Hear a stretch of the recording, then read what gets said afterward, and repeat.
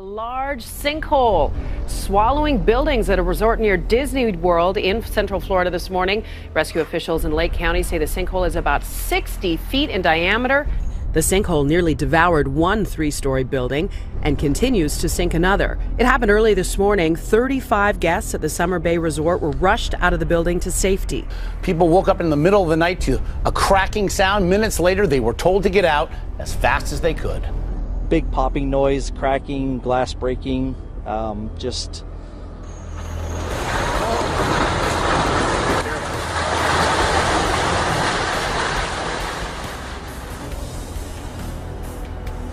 The year's most powerful typhoon brings chaos to parts of the northern Philippines. The storm triggered waves 8 feet high and left at least 44 missing and at least 2 people dead. 109-mile-an-hour winds toppled power lines and heavy rain fell across cities and food-growing plains. Now that you can see behind me, there are a number of houses here that have been destroyed, but according to the municipal government of Casiguran, almost 80% of infrastructure in this town has been destroyed, including schools, including roads, and including houses. A woman waves for help as she struggles to cling to debris in the muddy, raging waters of a river in Isabela province. As yet, her fate unknown as the swollen river swept her along.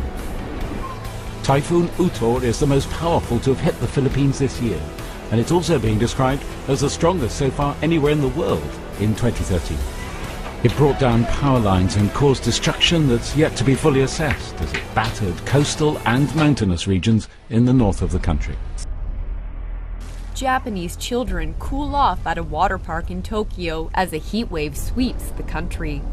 Parents say the unusually hot weather has made it difficult to find outdoor summer activities for their children. Residents in the southern Kochi prefecture sweltered in temperatures of 41 degrees Celsius, the highest temperature since records began in 1872.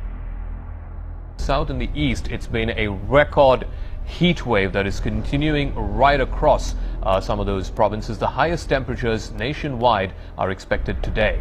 Weather forecasters have issued highest level hot weather warning for the 19th consecutive day. Harvest prospects are looking grim in Zhejiang. The sizzling heat has wilted most of the crops in the province. Farmers are already reporting record losses.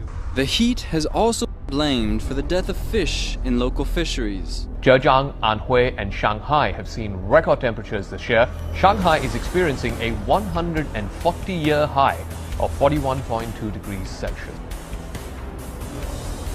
Parts of the Philadelphia area are recovering from severe flooding. Heavy rains turned some streets into temporary lakes on Tuesday, stranding some motorists. High water was the hazard at a golf course.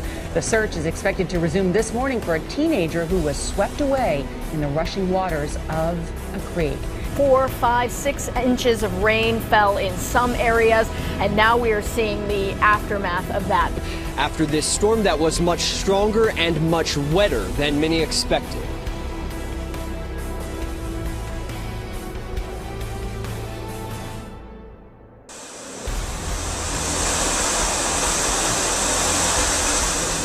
Three people have been killed and tens of thousands forced to evacuate as Typhoon Utor rips through southern China. Heavy rain is battering the Guangdong province, causing widespread flooding and mudslides. At least 5 people are missing. Typhoon Utor blew in with winds reaching up to 151 kilometres per hour.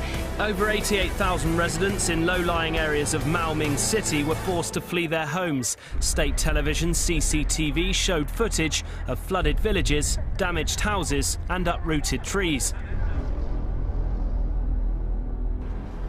Something's killing fish, about 1,000 of them in a pond on the National Mall. As you can imagine, it's causing concern among tourists and creating quite a stink downtown. A day-long cleanup, you can still smell and see the problem. Just after 2:30 p.m, workers in New Zealand felt the effects of a 6.5 magnitude earthquake. The capital, Wellington, only suffered superficial damage. The epicenter was further south in Seddon and struck at a dangerously shallow depth of 8 kilometers, similar to the tremor which devastated the South Island city of Christchurch in 2011. As I say, thankfully no injuries, but some people, we understand, were trapped in elevators for some minutes, which must have been terrifying. Air and rail services are suspended while officials check tracks and runways for damage. There are also widespread power outages across the north of the South Island. Homes destroyed, families stranded, road links and bridges washed away. Torrential monsoons and flash floods have hit Pakistan's Punjab province. Local media report that more than 200 villages have been submerged. At least 98 people have died in flood-related accidents this month, especially in urban areas. Government officials say more than 100,000 people have been affected by the floods this month.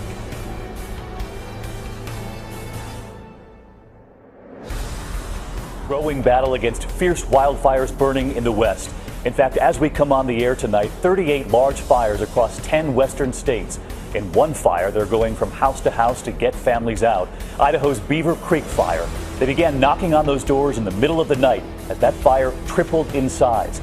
The erratic winds whipping those flames into tornado-like fire whirls. This wildfire has consumed more than 100,000 acres. It is a massive blaze, roughly the size of the city of Denver or Detroit. With drought conditions burning fires hotter and faster than ever before, crews face new challenges, protecting homes encroaching on dense forest land. There's a lot of narrow gulches in this area with homes built right to the middle of them. Just incredible fire behavior with our fire crews in there trying to protect those structures. The Beaver Creek fire has devoured nearly 100,000 acres since last week, and the nearly 700 firefighters there still have a long way to go. Another 1,000 firefighters are pouring in. 42 large wildfires are now raging in 11 states, from Alaska down to Arizona.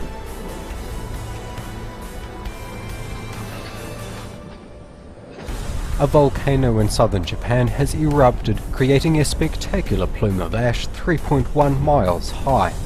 The ash cloud from Sakurajima, an already active volcano in the prefecture of Kyushu, is the highest volcanic plume ever recorded for the volcano.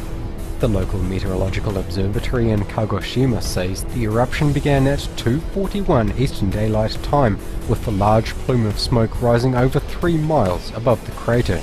The observatory also reported a pyroclastic flow travelling just over half a mile southeast down the slope of the near 3,700-foot high volcano.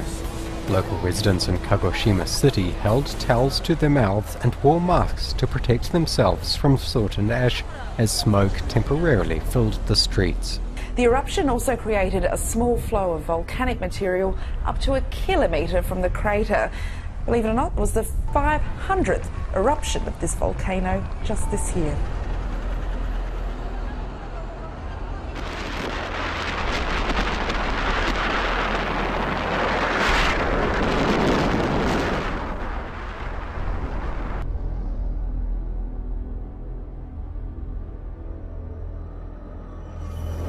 Now, there's no relief in sight for the tens of thousands of people living in Russia's Far East, battered by the worst flooding in more than a century. Water levels have already broken a historical record for the region, and they're expected to reach the peak only by the middle of the week. Around 30,000 people have already been evacuated by emergency services, and authorities say this could be just the beginning. Devastating floods along Russia's border with China could force 100,000 people out of their homes. Villages in the Amur region and in the Jewish Autonomous District have been engulfed. Water levels have reached 6 meters in some places. Officials say the floods, brought on by unusually heavy rains, are the biggest to hit the area in 120 years. The Amur River near the Chinese border burst its banks after heavy rain. The army and emergency workers have set up more than 150 temporary shelters, providing water, hot food and medical supplies.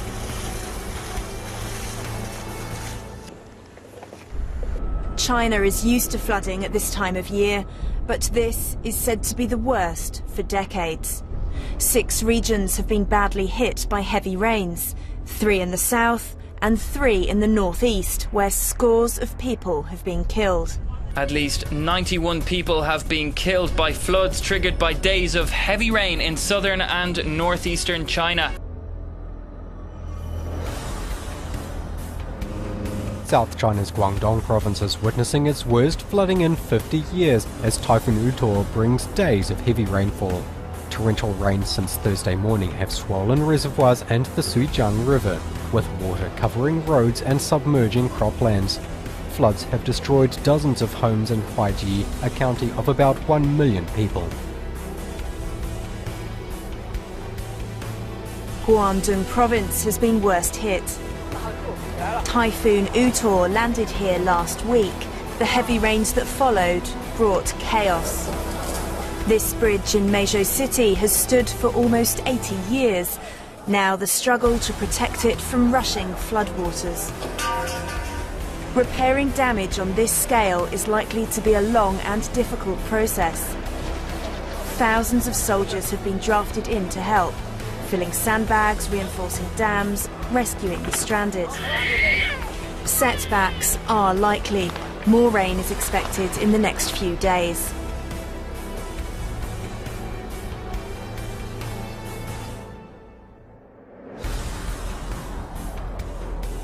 Experts say they won't be surprised if White Island erupts again in the coming days after the volcano coughed into life this morning. This sped-up camera footage captured a column of steam towering 4 kilometres into the Bay of Plenty sky. Sightseers on a trip to the island also had a good view of the action and took these pictures while on the water. The volcano's been rumbling away for about a year, and today's eruption follows seismic activity yesterday under the island. Volcanic alert levels were raised soon after the eruption.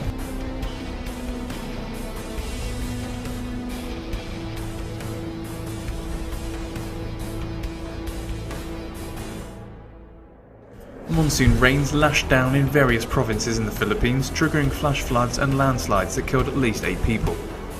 At least 133,000 people sought shelter in government evacuation centres across the main island of Luzon, and more than double that number moved to relatives or friends' homes for safety during the past 3 days of intense rainfall. Massive flooding has affected several towns in Pampanga province, about 80 kilometres north of Manila, with some major roads impassable and low-lying villages submerged underwater. The provinces of Pampanga and Laguna, along with 3 others in Luzon, have declared a state of calamity due to widespread flooding and damage to infrastructure. The southwest monsoon, which lasts from June to September, was intensified by Tropical Storm Trami and brought torrential rains in Manila and nearby provinces of Luzon Island. Under a so-called state of calamity because it's mostly underwater. Cavite province is suffering like much of the northern Philippines from unprecedented downpours. A city of 12 million people transformed into a kind of water world. At least half of the Philippines' capital has been submerged this week. Outside Manila, it's even worse in places, with weeks of rainfall coming down in just 24 hours.